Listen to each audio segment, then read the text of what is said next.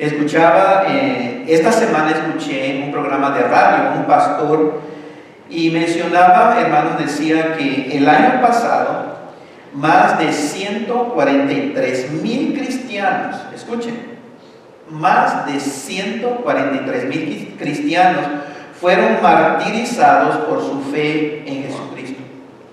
Más de 143,000 seres humanos torturados y matados simplemente por creer en su corazón y confesar con su boca que Jesucristo es el Hijo del Dios vivo y verdadero. ¿Pueden imaginarse eso?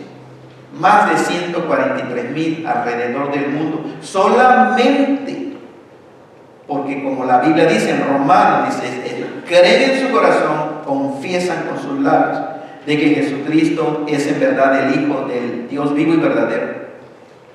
La ironía es de que aún gente que dice que cree en el Dios de la Biblia está matando a cristianos que realmente tienen la Biblia como su autoridad final. En México, les mencionaba, hay estados donde la Iglesia Católica está persiguiendo a los cristianos. Y se supone que la Iglesia Católica, ustedes saben, cree también lo mismo que nosotros, ¿cierto? Pero la realidad es no es verdad. Si creyeran lo mismo, la palabra de Dios, nunca estuvieran haciendo las cosas que están haciendo, con personas que sí en realidad creen lo que las Escrituras enseñan.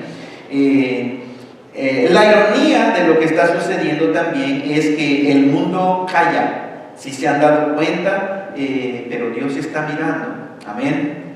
Dios mira todo eso. La atención el día de hoy está puesta más en los derechos de los animales, en los supuestos derechos de las mujeres y en el supuesto calentamiento global. Ahí está prácticamente la atención. Pero han oído en televisión o algún medio de televisión dar noticias de que están matando a los cristianos en otras partes del mundo. Eso no lo van a escuchar generalmente en los medios de comunicación, porque la triste realidad es que los medios de comunicación están controlados, hermanos, por gente que no teme a Dios. Está el sistema, como la Biblia, mismo Dios dice en la Biblia, el mundo entero está bajo el poder del maligno. El mundo entero, por medio del sistema, Satanás está haciendo un trabajo que parece que va muy bien, hermanos, porque está engañando a mucha gente y calla. Estas cosas no las van a escuchar. Usando el término actual, podemos decir que la gente del mundo tiene cristofobia. Si queremos usar una terminología ahorita, dicen que homofobia y quién sabe cuánta fobia. Bueno, tal pareciera que el mundo tiene cristofobia, porque tiene horror, terror, nada más cuando se habla y se menciona el nombre de Jesucristo. Pero cuando vemos nosotros estas cosas que están sucediendo, sabemos que son señales acerca de la segunda venida de Jesucristo al mundo. Por eso tenemos la palabra de Dios, ¿cierto? Y tenemos esto que estamos viendo, son señales. Y si tú eres un hijo de Dios, no te debería sorprender las cosas que están sucediendo, matando cristianos. Más bien deberían confirmar tu fe en Jesucristo y en la verdad de la palabra de Dios, porque todo eso lo vemos aquí. Todo está escrito, lo que nos va a suceder a los que proclamamos nuestra fe en Cristo Jesús. El día de hoy comenzamos a estudiar el libro de los Hechos. Si ustedes recordarán, los que reciben el correo electrónico del pastor Roberto cada semana, ahí puse el sketch, el calendario. Si alguien no lo recibe, por eso está en su boletín una hojita para que nos dé su correo electrónico y añadimos su nombre en la lista. Pero les mandé el calendario tentativo. Recuerda, hoy es el primer domingo del mes y vamos a hablar al cristiano, al creyente. Vamos a empezar desde Hechos. Dios nos permita llegar hasta el libro de Apocalipsis. Y así nos vamos a ir. El segundo domingo vamos a predicar de los evangelios, el tercer domingo del Antiguo Testamento, el cuarto domingo va a ser la defensa de la fe, y el quinto domingo, cuando traiga el mes 5 domingos, vamos a hacer algunos temas diferentes. Hoy iniciamos la predicación del libro de los Hechos o Hechos de los Apóstoles, también le llaman uno. Perdón que no está la pantalla allá, entonces tengo que estar volteando. Todo lo que ellos hicieron, los apóstoles, no fue por el poder de los apóstoles en sí mismos. Ellos eran simples seres humanos igual que nosotros. Pero ¿por qué vemos, los que han leído el libro de los Hechos, eventos tan grandiosos? Y decimos, wow, cómo hacer caminar a un hombre cojo de nacimiento y todas esas cosas. No, ellos no tenían ningún poder en sí mismos, era el poder del Espíritu Santo de Dios, que Dios les había otorgado para hacer estas señales y prodigios, obras de mucho poder. Yo tengo mi Biblia, es una Biblia de estudio del hermano Carlos Riley. Él fue profesor en el Seminario Teológico de Dallas y acaba de morir, yo no sabía, en el 2016, hace pocos años, pero él editó la Biblia, la palabra de Dios, no, eso no se toca, pero en los estudios, añadir los comentarios, etcétera, y la paternidad literaria, o sea, lo que él anotó, hermanos, y quisiera compartir, quién escribió el libro de los Hechos. Si tienen su Biblia, me gustaría que abran su Biblia en el libro de los Hechos y véanlo, hermanos, eso es muy importante. Si es su Biblia personal, pueden anotarle por ahí si no tiene alguna buena información que ustedes necesitan. Pero el autor de Hechos, como lo vamos a ver más adelante, es Lucas. Lucas, hermanos, él llegó a ser un historiador. Lucas no anduvo caminando con Jesucristo, pero él investigó. Lucas, la misma persona, escribió el Evangelio según San Lucas. Recuerda, Mateo, Marcos, Lucas y Juan. Él lo escribió y ese le llama el primer tratado, como lo vamos a ver en los primeros versículos. Y el libro de los Hechos es el segundo tratado. Recuerden, estamos hablando de un historiador de hace 2000 años, de una persona que no era un ignorante, era una persona muy preparada. De hecho, era médico, él era médico de profesión. Este libro de los Hechos, como quieran llamarle, Hechos de los Apóstoles o Hechos del Espíritu Santo, fue escrito aproximadamente en el año 61 de nuestra era. Estamos ya en el año 2019, vamos a empezar 2020, pero váyanse para atrás, en el primer siglo. El primer siglo va del año 0 al año 100, ese es el primer siglo. Entonces, en el año 61 de nuestra era, Lucas escribió el libro de los Hechos. Y el libro de los Hechos es importante por algunos puntos, hermanos. El libro de Hechos nos da el relato de la extensión del cristianismo, cómo se propagó el cristianismo desde la venida del Espíritu Santo. Lo vamos a ver en Hechos capítulo 2. ¿Qué cosa sucedió? ¿Cómo es que después de aproximadamente 2000 años, miren cuántos hemos creído el mismo mensaje que se predicó hace 2000 años acerca de Jesucristo? Entonces, el libro de los Hechos da el relato de la extensión del cristianismo desde la venida del Espíritu Santo el día de Pentecostés hasta la llegada de este hombre llamado Pablo, que iba a ser un apóstol, el apóstol San Pablo, a Roma, donde fue y se puso a predicar el Evangelio en lo que era la capital del mundo, que era del Imperio Romano. Roma era la capital. Entonces, vean, un panorama, nada más. Hechos nos narra la historia de cómo se fue propagando el cristianismo. Es un libro histórico, por eso. Desde la venida del Espíritu Santo, recuerdan, vamos a llegar ahí a hablar en lengua, hicieron señales. Todo nos narra la conversión de este hombre llamado Saulo. Lo vamos a ver, Hechos capítulo 9, hasta cómo el apóstol Pablo llegó a Roma, hermanos, para predicar el Evangelio, donde realmente lo metieron a la cárcel, pero le dieron mucha libertad. fue como arresto domiciliario y le permitían recibir gente, hermanos. Entonces él siguió predicando el evangelio. Entonces es muy importante. Otra cosa, de hecho, el libro de los Hechos, los 30 años que el libro cubre eran importantes años de transición. ¿Cuántos años cubre el libro de los Hechos?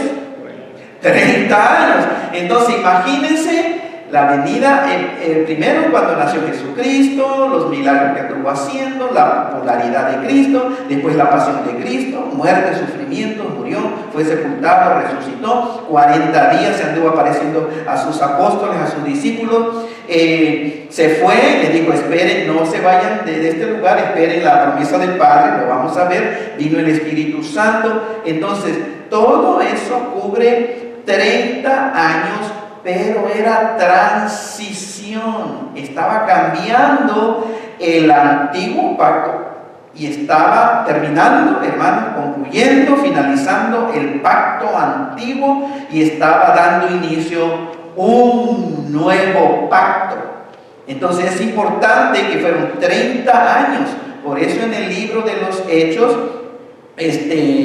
está al principio el evangelio fue predicado solo a los judíos, eso lo vemos también. Y a la iglesia primitiva se componía principalmente de creyentes judíos. Cuando usamos el término iglesia primitiva, estamos hablando de la iglesia primera, ¿ok? Porque esa palabra es primitive church, es la palabra correcta, pero usamos el término parece primitivo, es como muy ignorante, ¿no? Como de los primitivos, no se imaginen un garrote y gente que no sabía hablar, no. La iglesia primitiva es la primera iglesia, o sea, cómo se desarrolló el principio del cristianismo. Ya al principio eran puros judíos, después se alcanzaron a los gentiles. Pero entonces es muy importante, es algo en transición, está cambiando. Dios sigue revelándole, Dios comenzó a revelarle ahora a sus apóstoles cómo iba a ser el nuevo pacto, la doctrina, la enseñanza, lo que habríamos de creer, lo que habíamos de vivir, está en las cartas. Si ustedes ven ahí su propia Biblia, se dan cuenta, váyanse hasta Hechos, el último capítulo es el capítulo 28, y de ahí ¿qué cosa sigue? Romanos, ojen su Biblia, hermanos. Ahí viene la doctrina, pero es muy importante porque como es transitorio el libro, los 30 años está cambiando. Por eso los estudiantes de la Biblia, los teólogos, hermanos, no recomiendan sacar doctrina necesariamente del libro de los Hechos, porque está cambiando, y el día de hoy hay una gran confusión en mucha gente porque se va al libro de los Hechos y lo quiere hacer normativo para nosotros los que vivimos después de la cruz. El libro de los Hechos no es normativo, no es algo que tenemos que vivir nosotros, es descriptivo. El libro de los Hechos describe los eventos que sucedieron. Eso fue como sucedió. Pero no porque veamos algo que experimentaron hace 2000 años los 12 apóstoles de Jesucristo. No pensemos que eso es para nosotros necesariamente y que si no lo estamos siguiendo no somos buenos cristianos o estamos desobedeciendo a Dios. De hecho, como dije hace un momento, mucha gente ha caído no solamente en herejías, crean, hermanos, en herejías, sino en confusión. Han caído en un gran error porque toman esos 30 años como algo normativo para nosotros, y no, eso es descriptivo nada más. Pueden imaginarse entonces, no hubo un evento, hermanos, en que cuando se durmieron todos los apóstoles en el antiguo pacto y al otro día despertaron, buenos días, ya estaban automáticamente con toda la información del nuevo pacto. Eso no sucedió. ¿Qué sucedió? Bueno, ellos vivían como nosotros el día de hoy, normal. Y eran judíos y creían en las escrituras hebreas. Eso era lo único que tenían. No tenían el Nuevo Testamento. No tenían el libro de los Hechos. No tenía Mateo, Marcos, Lucas, Juan, los evangelios no lo tenían escrito. ¿Qué cosa tenía? Nada más las escrituras hebreas, lo que el día de hoy nosotros conocemos como Antiguo Pacto o Antiguo Testamento. Entonces, vean, Cristo murió, fue crucificado, resucitó, se fue al cielo. Ellos todavía no tenían Nuevo Testamento, no tenían las epístolas para leerlas. Se empezaron a escribir y empezaron a comprender la gracia del Nuevo Pacto, la gracia, el Evangelio de la gracia de Dios. Y por eso ir a las epístolas es lo que necesitamos nosotros. Pero el día de hoy iniciamos el libro de los Hechos. Queremos ver qué cosas sucedieron. Ahora, hay muchos principios que podemos nosotros aprender de ellos para la administración de la iglesia y la vida en la iglesia. Pero lo necesitamos hacer con cuidado, hermanos, porque no es un libro doctrinal, es un libro que describe el desarrollo de la fe cristiana al principio del cristianismo. Entonces, las doctrinas que más tarde fueron desarrolladas en las cartas aparecen en el libro de los Hechos como una semilla. ¿Entienden? Es decir, ahí se ve, habla de esto, pero el desarrollo de esa nueva doctrina de la gracia está en las epístolas o en las cartas de los apóstoles. El libro de los Hechos nos suministra principios para la obra misionera, porque vamos a ver si le llamamos la iglesia primitiva, fue un grupito, 12 personas. Un grupito, hermanos, pequeño. Después se añadieron el primer día, la primera predicación del apóstol Pablo. ¿Alguien recuerda como cuántas personas, hombres, se añadieron? 3.000, más o menos 3.000 personas en la primera predicación. Y empezó a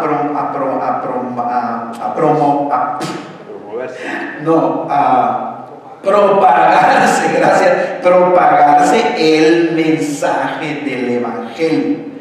Ha llegado hasta todas las naciones el mismo mensaje del Evangelio. El libro de los Hechos revela patrones para la vida eclesial. También podemos aprender qué actitud cuando un cristiano cometió pecado, qué cosa hicieron ellos los primeros, la disciplina de los que profesan ser cristianos y que se congregan en una iglesia.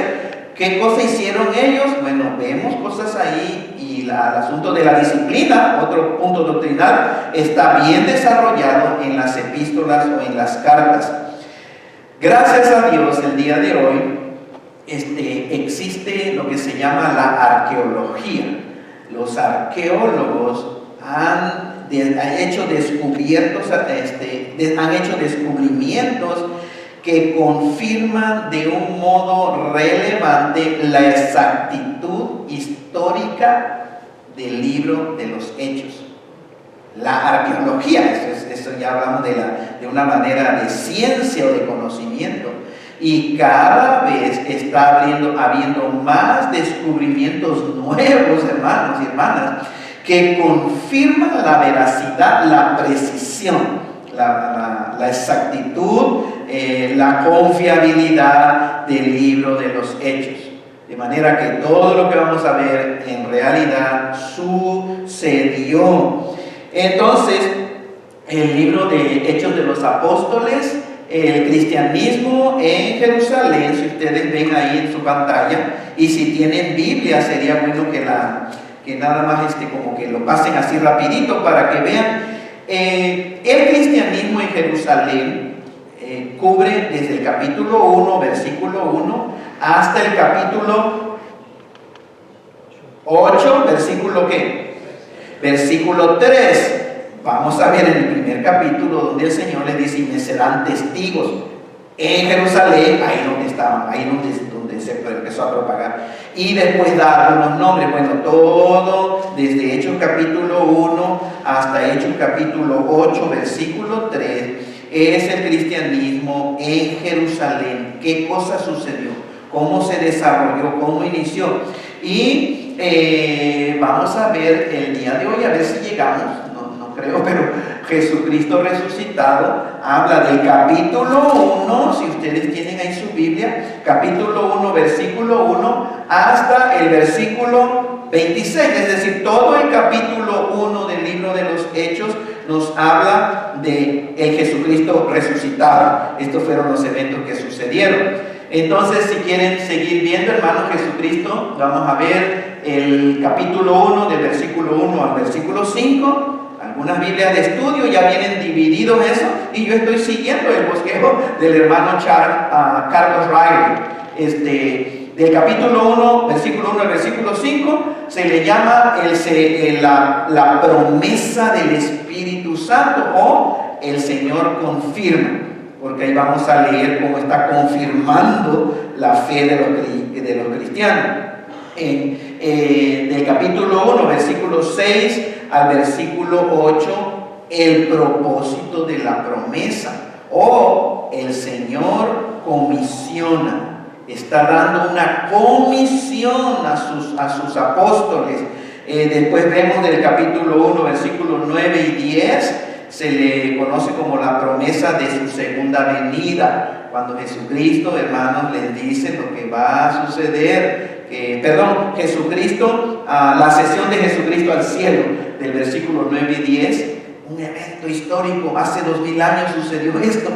Jesucristo fue llevado al cielo. El versículo 11 es la promesa de la segunda venida de Cristo.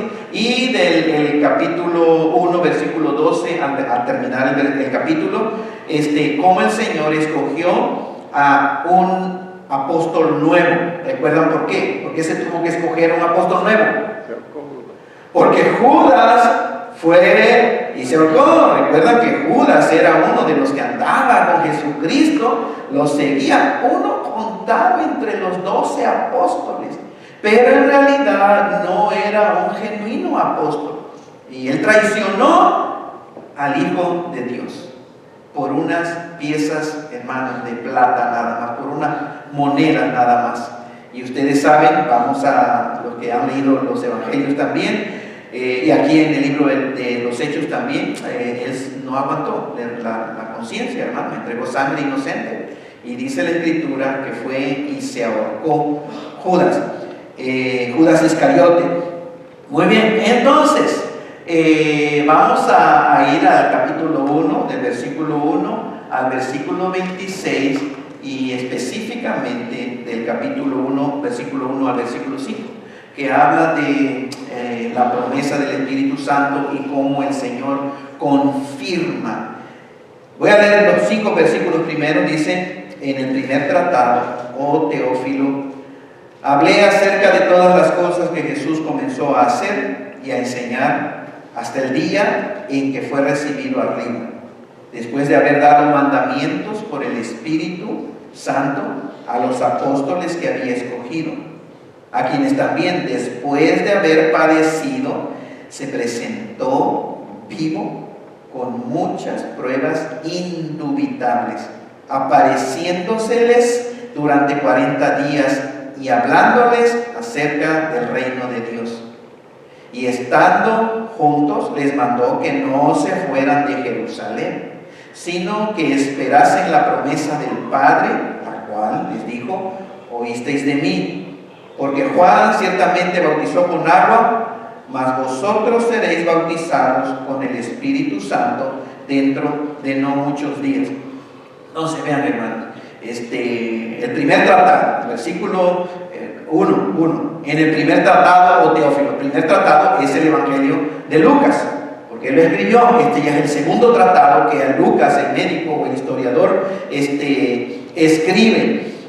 La Biblia no nos da mucha información acerca de Teófilo, pero Lucas, el historiador, se esforzó en investigar, en entrevistar a gente que vio a Jesucristo, que vio los milagros de Cristo, que todavía estaban vivos. Lucas hizo un trabajo excelente para entregárselo a Teófilo. ¿Quién era Teófilo? La Biblia no nos dice mucho acerca de esta persona. Pero su nombre, ¿alguien sabe lo que significa el nombre Teófilo? Dios. Fileo. Como Filadelfia, ¿qué quiere decir Filadelfia? Amor fraternal. Fileo, filos, amor. Adelfos es hermanos. Entonces, Teófilo, el nombre significa, hermanos, amigo de Dios o amado por Dios. No suena muy bonito en español. No sé, yo a mí no le pondría Teofilito, hermanos. Pero hay una persona que sí le gustaría ese nombre, pero el significado es muy bonito, amigo o amado por Dios, amigo de Dios. Probablemente era una persona de alto rango. ¿Por qué, hermanos? Porque Lucas lo llama excelentísimo. ¿Se dan cuenta? Versículo 1. En el primer tratado, o Teófilo, hablé acerca de, pero ¿en dónde le llama excelentísimo? Lucas. Sí, pero en el versículo...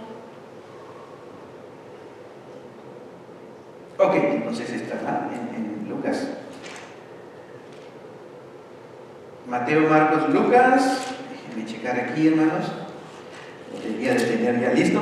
Ok, en Lucas capítulo 1, vean, el Evangelio de San Lucas, capítulo 1, el versículo, lo voy a leer todo, del versículo 1 al versículo 4.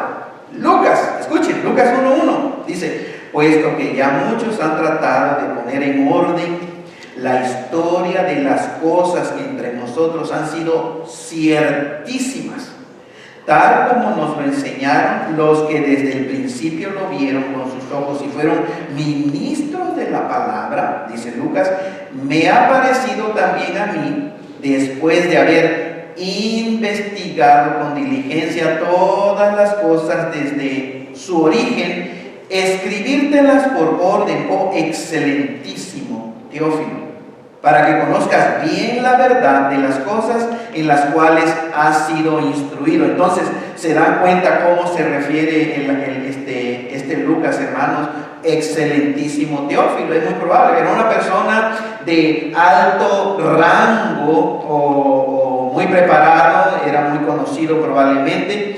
Era una persona cristiana que tenía ya conocimiento del cristianismo. Y Lucas le envía esta información, el libro de los Hechos, para su crecimiento en la fe. Ahora, Jesucristo, dice el versículo 2, hasta el día en que fue recibido arriba. ¿Quién? Jesucristo. Y lo vemos también más adelantito, vamos a verlo. Pero hasta el día que fue recibido, dice... versículo 2, después de haber dado mandamientos por el Espíritu Santo a los apóstoles que había escogido. Jesucristo empezó desde ya resucitado, acuérdense, Cristo ya resucitado empezó a dar mandamientos o nuevas instrucciones o doctrina a sus discípulos, a sus apóstoles, específicas acerca del Evangelio. La doctrina cristiana ya empezó a dar Cristo ahí. Como cristianos nosotros por eso hacemos bien en ir a la Biblia para encontrar la doctrina que debemos de creer y predicar y vivir. La Biblia. ¿Por qué hay tanta confusión el día de hoy? Porque en iglesia los pastores están diciendo puras cosas que ellos creen. Son ideas humanas, pero no van al texto sagrado.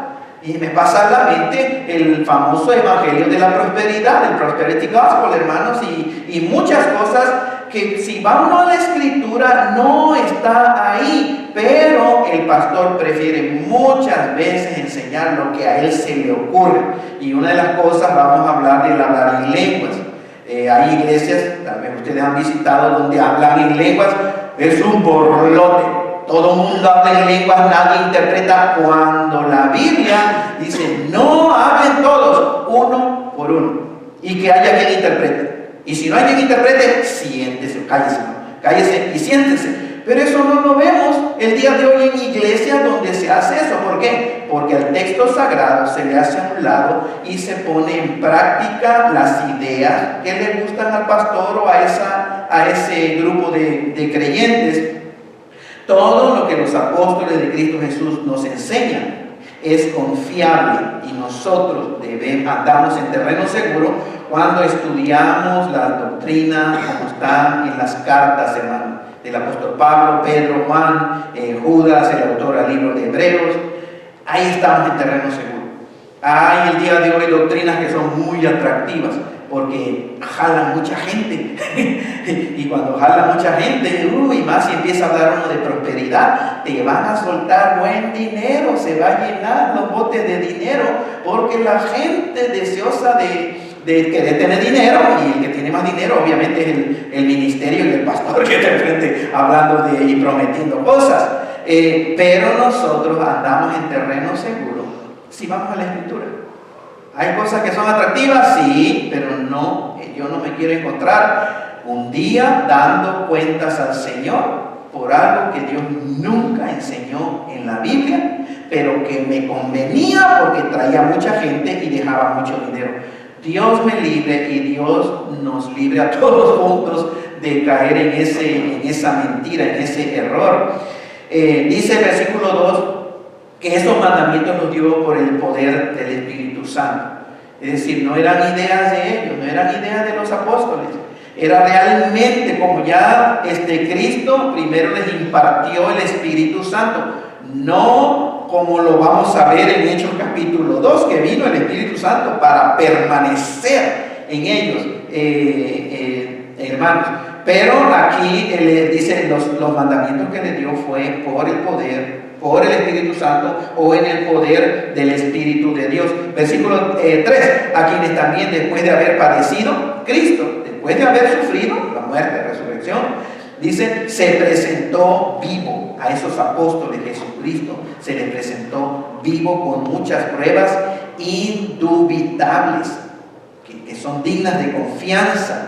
El apóstol Lucas llegó a ser un gran historiador, investigó diligentemente y escribió todas las cosas que ahora nosotros podemos leer el día de hoy. Gracias a Dios por su fidelidad, porque estamos viendo el día de hoy a un hombre llamado Lucas para escribir, hermanos, y ya nos tradujeron al idioma que hablamos, español o inglés. La resurrección de Jesucristo no es un mito, no es una fantasía, es un hecho histórico real, con muchísimas pruebas indubitables. Indubitables, algo obvio, algo definitivamente verdadero. Algo indubitable es no para dudar, ¿sí? No para dudarse, que no deja lugar a dudas, eso es indubitable. Y Jesucristo se apareció a los apóstoles con pruebas indubitables, o sea, es obvio, ellos lo vieron resucitado. Jesucristo en verdad resucitó de entre los muertos. 3 días, 3 noches estuvo muerto en un sepulcro. Y al tercer día, nuestro Señor y Salvador Cristo Jesús fue levantado de entre los muertos. Y lo vieron con un cuerpo glorificado. ¿Qué más prueba de su resurrección necesita la humanidad? No más, hermanos. No más. Y estamos estudiando también en un grupo pequeño el Evangelio de Mateo, donde